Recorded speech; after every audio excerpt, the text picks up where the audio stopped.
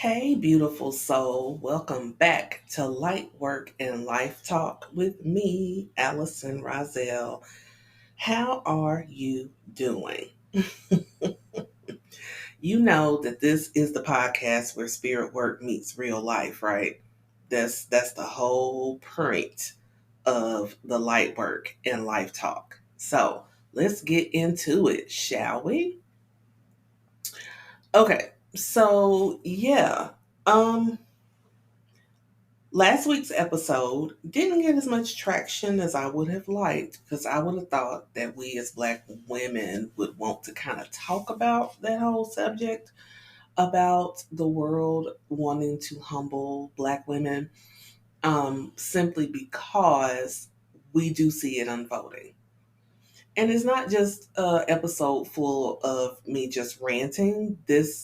I hope to have given some helpful information as to how we can regulate our energy when these things start to occur and when they start to occur in us. Because, like I said, sometimes we're the biggest inflictors of that um, need to humble other Black women. So I would encourage you to go back and check it out. Also, I'm going to leave the link in the show notes, but I created this helpful guide for you, and it's absolutely free. It's a chakra healing ritual guide for Black women over 40, and it just takes you through each chakra and gives you some simple things that you can do to help kind of regulate your energy centers. And I'm going to do something probably a little more in detail coming up soon, but that is kind of to be determined. All right. Okay, good. So this week, we got something really important to talk about, y'all. We do. And this again comes straight from my experience as a coach and a healer myself. And it kind of plays into how we were talking last week about Black women and luxury and how, everybody wants to humble us, etc. So let's talk about this from a healer's standpoint. Um, Excuse me, because as you can see, the episode is called Beyond Surviving: Why Spiritual Healers Deserve to Thrive Financially. Now, I myself have a goal.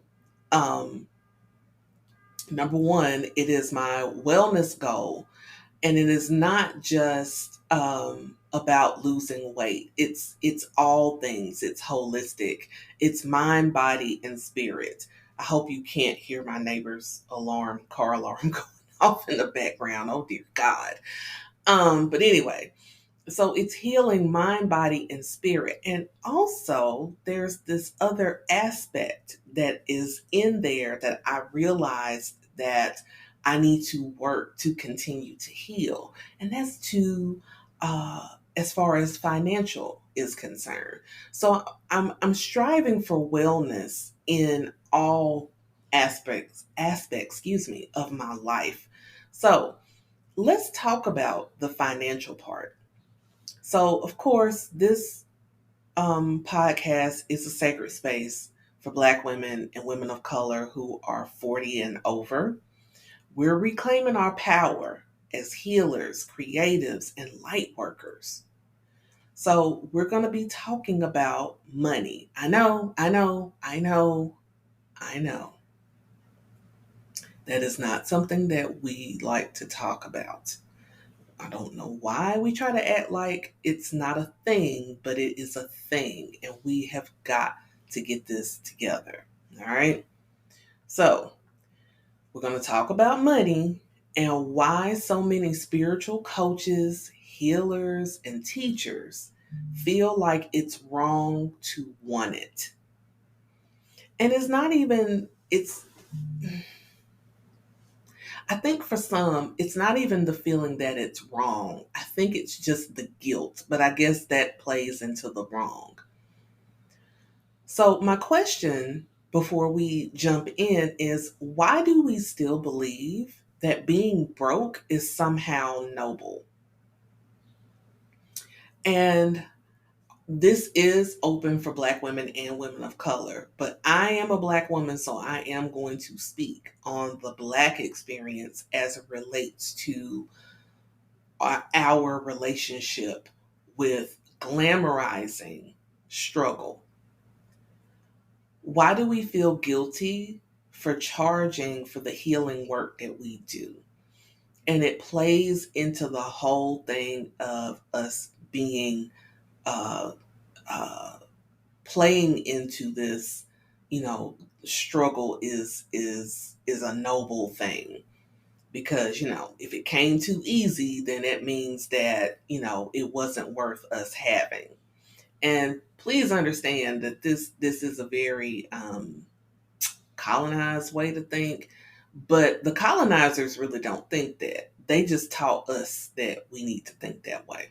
But we'll get a little deeper in that. Let's keep going. So let's talk about the starving artist mindset, because it's not only harmful, but it's completely out of alignment. Just being honest, is out of alignment with the abundant universe that we say as light workers that we believe in. Because one of the things that I'm constantly hearing us say is that abundance is our birthright. But my question is, do we really believe that? Do we really believe that? Because I don't think a lot of us do, or else we wouldn't make the moves that we make as spiritual coaches and healers and teachers. So, where does this money shame come from? I mean, let's just name it, let's just call it for what it is. So many of us were raised to believe that money is dirty. Money is the root of all evil. And that desiring wealth makes you greedy, or that's some white folk shit, or stuff like that, right? And that being humble, there's that word again, means struggling. So, like, we know, hopefully by now we know, that we can't say that money is the root of all evil, because it's not. It's the love of money, the worship of money. And when I say the love of money, because, like, who don't love money? Like, I don't know about you, but I do a little happy dance anytime somebody, books a session with me, or, signs up for coaching, or anything like that. Because not only am I celebrating them for being bold and stepping forth and taking time to invest in themselves, but I'm also celebrating that I'm going to get paid. I'm just going to be real. I'm happy. That means someone entrusted me, saying that I am worth them investing. So yeah, that it makes me happy. But it's not that money is the root. It's the chasing of the dollar. It's the worship of the dollar. Because here's the thing. If you have a calling, I truly believe this. If you have a calling and you are striving to live that calling, then the money's going to find you, but you have to make yourself available to get it when it comes. Let me cook for a second. So my son right now is an entrepreneur, and I won't say right now. Let me take that out of the universe. I'm moving my hands to kind of like snatch it back. My son is an entrepreneur. He is a chef, and as a entrepreneuring chef, one of the things that he created is I can't even talk, a consulting business as a chef. So what he does is he goes to area restaurants that might not be doing so well, and he talks to them and talks about how he can help them with their, their menus, their staffing, and all the other aspects of running a restaurant. And he does very well with this. So he and I were talking, I think it was last week, and um, he had signed on a new client. And when he was telling me about this client, when he first signed them on, I kept telling him, I was like, look, I know this is something that you want to do, um, but something is just not feeling good about these people. So you might want to proceed with caution. I would never advise him not to do anything, because I believe that sometimes you have to find things out for yourself. And I felt this in my inner knowing that this was the case for him, that he was going to have to find this out for himself.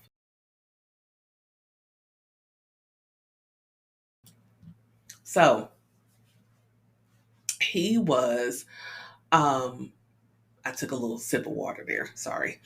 He was coming to me last week and talking to me about the clients that he had. And what he was saying was, okay, I think I do need to cut ties with them because, they're not holding up their end of the deal.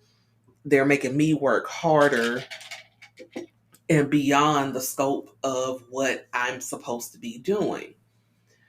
And he said, and you were right. I should have took a second look. And I, just being honest, Mom, I wanted and needed the money. And so I told him, I was like, there's nothing wrong with um, needing, being real and say, hey, I need the money. But here's the thing, the saying goes, all money ain't good money. And so you're chasing from a place of scarcity. So I think that's when the money becomes evil, because you're chasing money as if the money is the final destination, if that makes sense. But let's go and go a little further here. So a lot of the beliefs that we have around money come from religion, honestly. And then it also can come from some of our ancestors' survival stories, from a system that has always undervalued our magic. So, in religion, and I'll speak from the point of Christianity, what was always funny to me is how the prosperity preaching was very contradictory, right? And it's kind of like you're supposed to be prosperous, but not. You don't get too full of yourself on that, because Jesus doesn't like that. And Jesus doesn't want you, being like, Jesus wants you rich, but not too rich. You know what I'm saying? And it was just always a weird thing for me, when I really sat and thought about it. Um, but yeah, it comes from religion. Religion also teaches, as again going into Christianity. Christianity always teaches you that you are this sin ridden, full of sin and dirtiness, and you're not worthy. If God blesses you, it's because I don't know, because you gave something and gave up something, and you just, you're struggling because that's how God wants it somehow. I don't know. It's weird, but religion does have that kind of dogma about it. And then our ancestors, our family, our peeps survived through struggle, and but at the same time there was the ambition. Um, so we kind of look at those survival stories and look at survival as a noble thing, because within that is the struggle, because as it's passed on, it's kind of like, well, nothing comes too easy, right? If it came too easy, then that means you didn't earn it. That's the other part. If you got that too easily, you didn't earn that. And the only way for you to really thrive, the only way for you to really be blessed, the only way for you to receive riches is for you to struggle. And it takes back to that humbling thing, right? But here's the truth: struggling is not spiritual. I need you to kind of sit in that for a minute. Struggling is not spiritual. It's not. It's not. It ain't noble either, just so we are clear. It's not. You can't pour from an empty cup, and you can't run a healing business on empty pockets. Hello, somebody. You can't. If you're going to come to me and ask me to be your coach, and you are having some money struggles as far as the energy of money, believing that you are worthy of making money, we're going to work on your money struggles before we do anything. I'm just letting you know. We're going to work on that first before we do anything else. Because if we don't, then everything that we do will be moot. I promise you it will. Because you're still going to have that same gnawing thing in the back of your mind as it relates to you making money and being prosperous. So, next thing, the starving artist and the wounded healer. Lord have mercy. There's a whole archetype out there, and it's the starving artist. And we also have the wounded healer. When we think about the wounded healer, let's go with the Google machine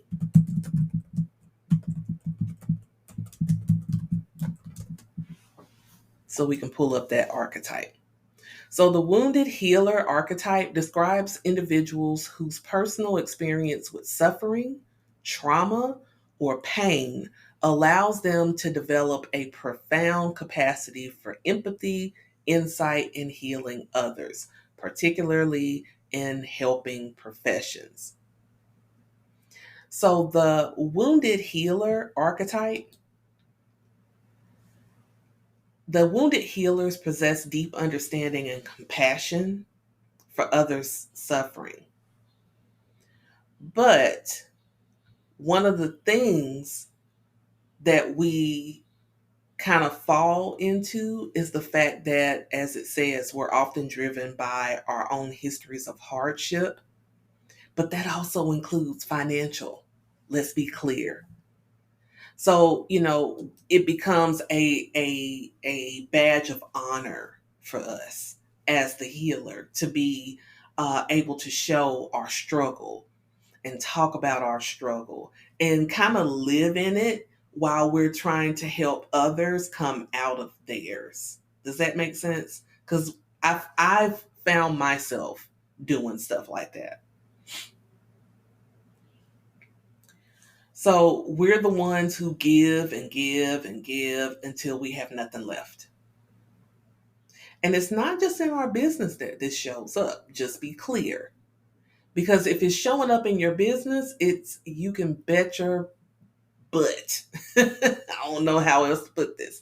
You can bet your bottom dollar, you can bet your ass, you can bet whatever that is showing up in other parts of your life. That whole people pleasing aspect, yeah. The wounded healer is a big time people pleaser for some people. Just saying. So we've been taught to romanticize struggle, and I just need you to listen for just a second. Just hear me out. Burnout, though, that comes from that, because that's how a lot of us get burned out, that's not your birthright. Okay. Burnout is not, just like struggling is not spiritual, burnout is not your birthright. Burnout is not a blessing. Burnout is a one-way ticket for you to go out of business. Uh-huh. And not just that, but hurt yourself, mind, body, and spirit. So sacrifice is not your spiritual assignment. And when I say that, I mean in the aspect of sacrificing your integrity, your morals, sacrificing to a point where you are struggling in a way that psychologically, again, you feel that um, there's nobility to that. We're not going to do that. We're not living it because you're allowed to thrive. You're allowed to have overflow. As a matter of fact, as you fill your cup, you're supposed to give from the overflow, not what's in your cup, because your cup, that's yours. What's in the cup, that's you. You need that. Hear me and understand this. It's kind of like if you brew a cup of coffee. Let's say you brew a pot of coffee, right? You got one of the regular degular, not the fancy one cup brewing things. Uh-uh. You have a cup of coffee and you went a thing to brew of coffee and you've measured your water out because let's say you've got a 12 cup but you only measured for like 6 cups, so you put 6 cup of water according to the coffee pot, excuse me, and then you go and you pour yourself the coffee that you just made. Well, in a regular coffee cup, that 6 cups of coffee is going to be too much for that one serving of coffee. But if you keep pouring and pouring and pouring, even after the cup is full, all the overflow is going to spill out and go everywhere.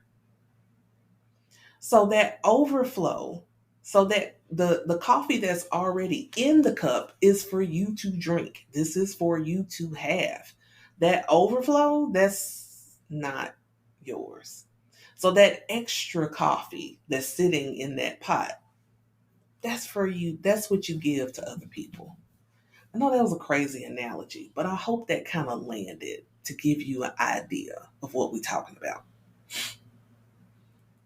You're allowed to want more. I'm going to say that one more time. You are allowed to want more, not just to survive, but to create, to build, to rest, to heal, and to help others rise with you. You are allowed to do all of those things. Most of us, as the light workers, as the change makers, as the healers and teachers, our whole thing is we're very creative. We want to build this beautiful legacy um, for ourselves, for the generations that come after us. We're trying to put this together because the ultimate goal is we don't want to work for other people. Most of us don't, right? As the light workers and change makers, we want to have a successful business to where we can walk away from corporate America. Because let's face it, as a light worker, corporate America is soul sucking. It's soul sucking. It's a big ass vampire that sucks the life right out of you. It does. But you're allowed to want more. And stop letting people shame you into thinking that just because you are a spiritualist, just because you are a healer, that you're only supposed to charge nickels and dimes. I get so sick of that. And this, here comes a rant. I get so sick of seeing people who aren't even in this work, don't even do this work, and they complain, oh, why does it cost so much? Y'all shouldn't even be charging for people. The people back in the day, they didn't charge nobody. So why do y'all charge people? Y'all acting like white people. Y'all are charging. You're this, you're that. Hold up. Slow your roll. First of all, If we were healers back in the day, like in a village or whatever, the village would be taking care of us. So it's the same thing. The healers were taken care of by the village. And you did have to have an energy exchange for them to do the work that they did. It just, let's go into this next point. Money is a spiritual tool. Okay. Money is energy. Money is choice. Money gives you options. When I say money is choice, it means money gives you options to not just pay your bills, but if you do it where you have the overflow, you can do other things, whether it's for yourself, your family, your friends, your tribe, whoever. But money is energy. That's why it's called currency. It's supposed to move. If it's not moving, there's no current. Kind of like plugging something into a wall. Currency is happening behind the scenes, and you can only feel or experience that currency when you are plugged into it. So when you plug your lamp into the wall, because that lamp isn't worth a damn until you plug it in and plug it into the currency. Well, your business, we need to plug that into the currency so that it can stay lit up and it can work when you need it to work. Money is time. Money is rest. When good people have money, they do good things. When healers have money, they create safe spaces. They invest in their growth. They serve without depletion. So charging your worth isn't greed, my love. It's not. It's alignment. It's alignment. Don't let all these people who feel like you should be struggling just because you are a healer, let them go on somewhere. Because I happily say, I'm not for everybody. I'm not. I find my prices to be very reasonable. But I can't base my prices on what makes people feel good.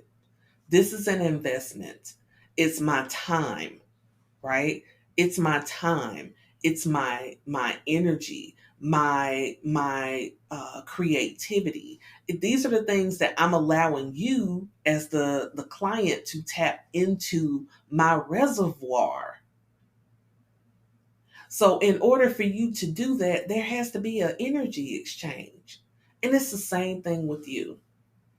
I can't tell you how many Reiki practitioners I certify. And then I go and I look at what they're charging. They're charging $25 for a Reiki session. And I'm not knocking it, but at the same time, I'm like, why did you pick that price? Is this a special? Or do you just not value what you do? Or unless your calling is to work with low income people. And there is nothing wrong with that. But if you're telling me that you want to create a business centered around energy healing, Reiki, etc., and then I look at your price list and you charge $35 for a whole hour of Reiki, I'm going to ask you, why is this price? Why? Because that tells me that you don't value what you do. And here's the weird thing about that. We think we're doing people a favor by undercutting and devaluing what we're doing. But in all honesty, people who are serious about needing your services and wanting to work with you, if they see that price that low, for some, it's a red flag. And they start wondering, okay, but why is it that low? Especially when I just scroll past like two other people who are charging more than that. So why is this so low? I might not be getting my money's worth, even though I'm attracted to this person and their aura, their energy, the things they post, and I can see, they're a good person, but I'm kind of skeptical about that pricing. I don't know if they're gonna really give me what I need. And you think that people aren't that deep in their thinking, but yeah, they are. Trust me. In another life, I was a marketing major. So this is something that I've studied at great length still to this day. So, next up, building a wealthy mindset. Let's be clear. You cannot manifest abundance while secretly feeling guilty about it. So, all those moon circles that you're doing, those moon manifestation things that you're doing for yourself, they don't mean shit if you still feel guilty about making money. You can do those until the cows come home. If you still feel guilty about making money, if it still makes you feel uncomfortable to receive, because yeah, a lot of us have that problem with receiving. We don't know how to receive. If it still bothers you in thinking about making that kind of money with your business, and it's weird that we don't have this guilt if we have a regular like 9 to 5 job. Now, when I say 9 to 5, I don't literally mean that you're working 9 to 5 for those people that be like, well, I work from 12 to 8. I don't care. It's still a regular 9 to 5. So, yeah. Anyway, if you are working a regular job and you get a raise, you are celebrating that raise, especially if it's a good one, right? If you're getting a raise, if you're getting some kind of bonus or whatever, um, you're just, over the moon. But why is it that when it comes to your abundant birthright, when it comes to this calling that you have, then you want to start second guessing that and feeling guilty for making money in the business that you said that you wanted?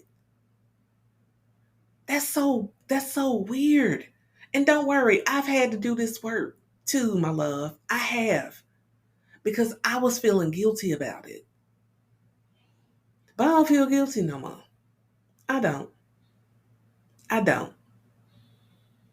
So if you're going to sit up and feel guilty about making money in your business or manifesting abundance, don't do no more of those moon rituals till you're ready to shift that mindset. You have to shift your mindset to, I am worthy of receiving. My gifts are valuable. I want you to say that. My gifts are valuable. There is value in what you do, in what you've been assigned to do. Your divine assignment has value. And you might hear this in the background, but I got a deck of cards and I'm going to pull a card on this whole thing.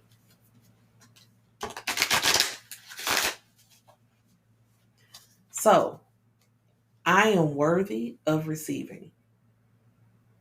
My gifts are valuable.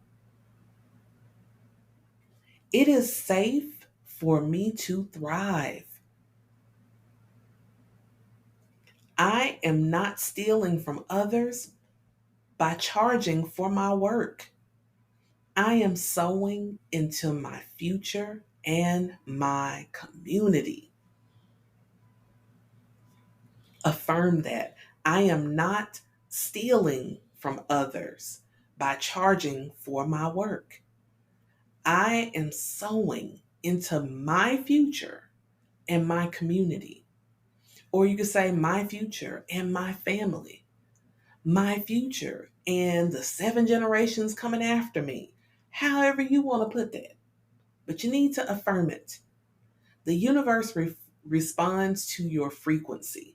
If you are at a low vibration as it relates to money, the universe is responding to that by not giving you any. Just being honest. So speak abundance, move in abundance, and claim your abundance without guilt. Without guilt. So we're going to pull a card from Secret of the Ancestors because I want to know, what do the ancestors want us to know about this whole thing before we sign off here? What do the ancestors want us to know as it relates to money mindset?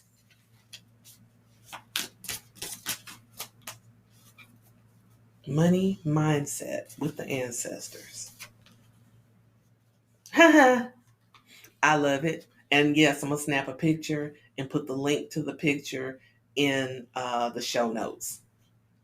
And by the way, Secrets of the Ancestors Oracle deck is by Abiola Abrams. Just putting it out there.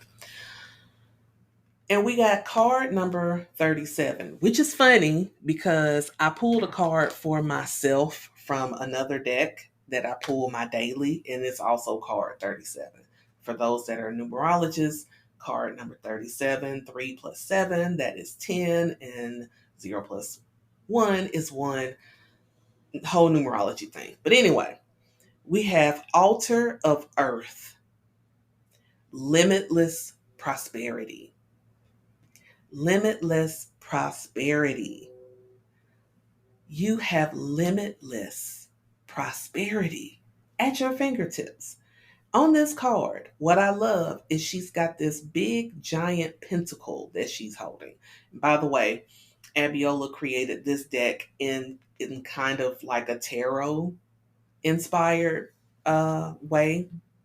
But yes, there is this giant pentacle that this ancestor is holding. So it's the altar of earth. I'm going to read this really quickly. Receive, receive, receive.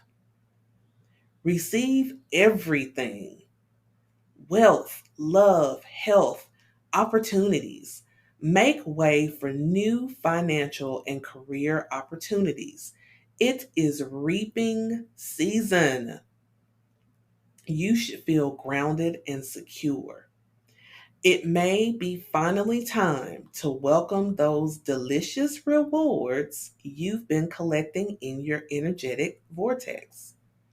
This ancestor is unapologetically rich and successful. This is your time to shine. Embrace this fresh start with confidence and take practical steps to manifest your intentions, whether it be in the realm of finances, career, or health.